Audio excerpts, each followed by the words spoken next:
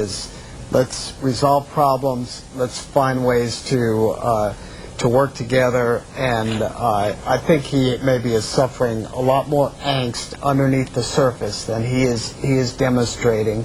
But I think he recognizes that for the good of the county, it doesn't do him any good politically. It doesn't do the county any good to keep the brouhaha going out in public. I think there was some kind of let's make nice session between him and Scott Moore, and I think there's a little bit of a peace treaty right now.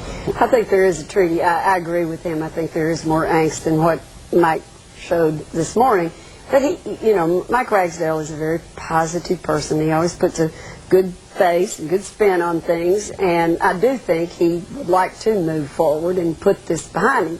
I'm not sure that we saw all of that last week, and we still have the Sentinel's lawsuit hanging out there, which could in fact come back and create a whole lot more turmoil. If you guys win that lawsuit, then theoretically we would have to have a new election.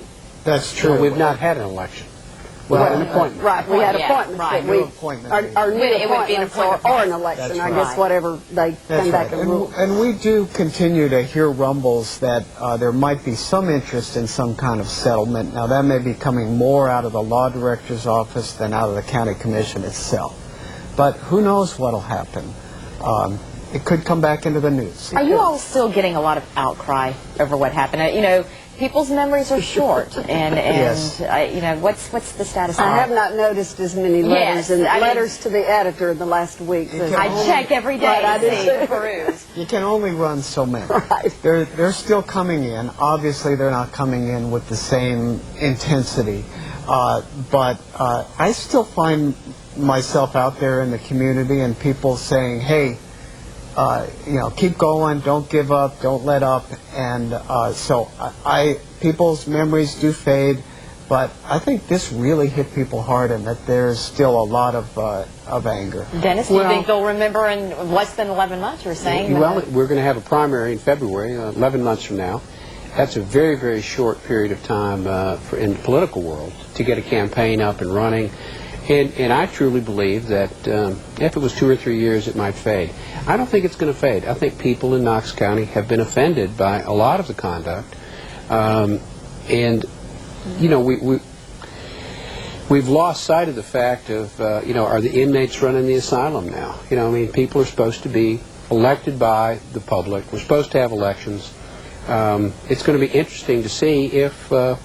And I know that the News Sentinel and other media outlets and WBIR have kept this at the forefront, because that's what people are talking about. Well, you can bank on the challengers next February to remind the public of how that the incumbent got into office. That will, no question, be issued. And it looks like that election will even be a little bit earlier than we thought now. Right now, I think it's going to tie in with the primaries that are being held in, 20 different states, presidential primaries. We talked about this off air. John Edwards was in town. Mitt Romney. Been in town. Scooter Libby's coming, but he's got to get on work release. And anybody else coming through? You want to bring Don Sunquist up there? No, I never said a word. I never said a word. Yeah. Well, it is interesting. We're in March and 11 months away from presidential primary, and they are trying to move Tennessee's up so we will not be, sort of the leftover state, because there's said how many others having it February 5th, 4th, or 5th.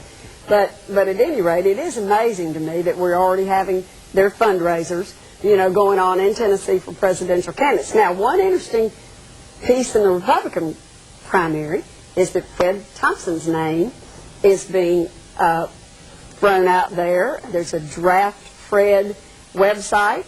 I talked to the National Republican Party chairman, who actually serves on the TVA board with me, and just kind of said, what's going on? He said, there is a lot of talk about Fred Thompson. But he'll have to leave Law and Order. Well, for president. Okay. Not for president. Okay. Which really, I've been fascinated by this conversation. There's been a Tennessean running for president when there hadn't been a re-election for the last 20 years, I think, with Howard Baker and Lamar Alexander. So if we get Fred from What about Al Backer, Gore? it'd be Did you interesting. forget? And Al Al Gore. Gore, sorry. And Al Gore.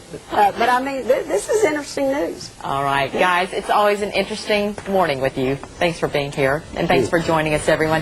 Hope you have a great Sunday. We'll see you back here next week.